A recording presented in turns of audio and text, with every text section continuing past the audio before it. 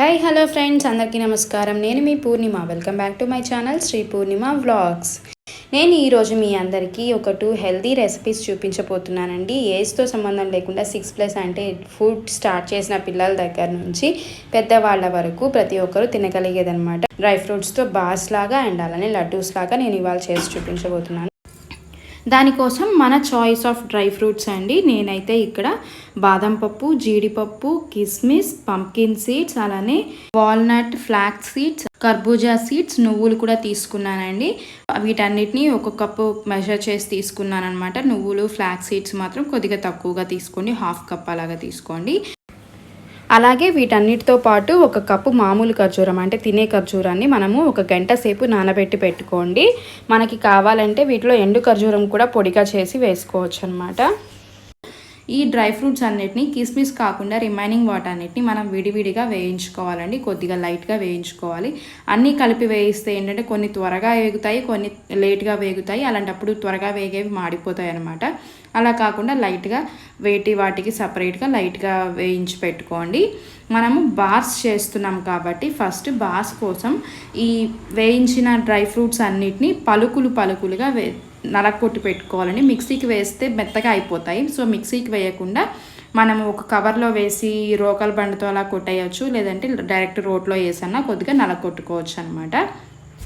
తర్వాత ఏంటి అంటే మనం నానబెట్టి పెట్టుకున్నాం కదా అండి డేట్స్ని, వాటిని మనం మిక్సీ పట్టుకుందాము. వాటర్ లేకుండా అయినా వేసుకోవచ్చు, వాటర్తో అయినా సరే మిక్సీ వేయచ్చు. లోపల విత్తనాలు తీసేసి దాన్ని మెత్తగా గ్రైండ్ చేసి పెట్టుకోండి. బాగా పేస్ట్లా వచ్చేలాగా మెత్తగా మిక్సీ పట్టి పెట్టుకోండి. ఇప్పుడు మనం డేట్స్ని మనము మిక్సీ పట్టుకున్నాం కదా అండి, ఆ పేస్ట్ని మనము స్టవ్ మీద బాణల్లో వేసి బాగా వేయించుకోవాలన్నమాట. వాటర్ మొత్తం ఎవాపరేట్ అయిపోయేసి కొద్దిగా దగ్గర పడేలాగా అంటే కొద్దిగా గ్రేవీ థిక్గా వచ్చేలాగా మనము దాన్ని ఫ్రై చేసుకోవాలన్నమాట. ఇలా మనం ఖర్జూరం పేస్ట్ని కొద్దిగా వేయించుకున్న తర్వాత మనము పలుకులుగా చేసి పెట్టుకున్న డ్రై ఫ్రూట్స్ అలానే మిగతా సీడ్స్ ఇవన్నీ కూడా అందులో వేసేసి బాగా కలిపేయాలన్నమాట.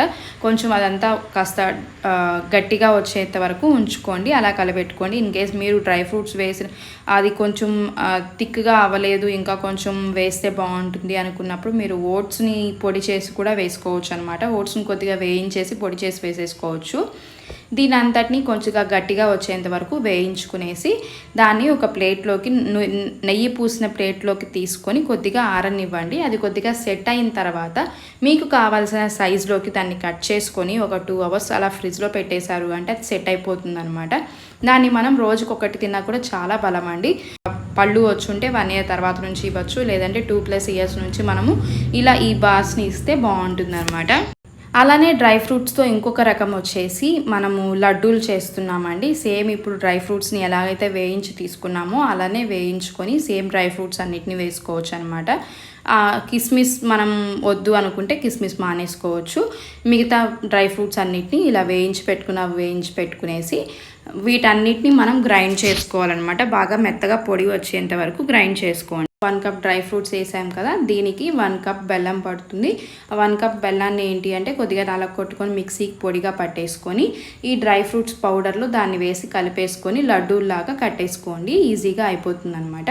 ఈ లడ్డూలు మనకి మెత్తగా పిండిలాగా చేసి పెట్టుకున్నాం కాబట్టి మనం 6 మంత్స్ బేబీకి కూడా ఇవ్వచ్చు అనమాట. ఏజ్తో సంబంధం లేకుండా 6 మంత్స్ బేబీస్ దగ్గర నుంచి పెద్దవాళ్ళ వరకు ప్రతి ఒక్కరూ తినచ్చండి. వీటిని హెల్త్కి చాలా మంచిదనమాట. రోజుకి ఒక్కటి తిన్నా కూడా సరిపోతుంది. మన బాడీకి కావాల్సిన ప్రోటీన్ అంతా దీని నుంచి మనకి లభిస్తుంది.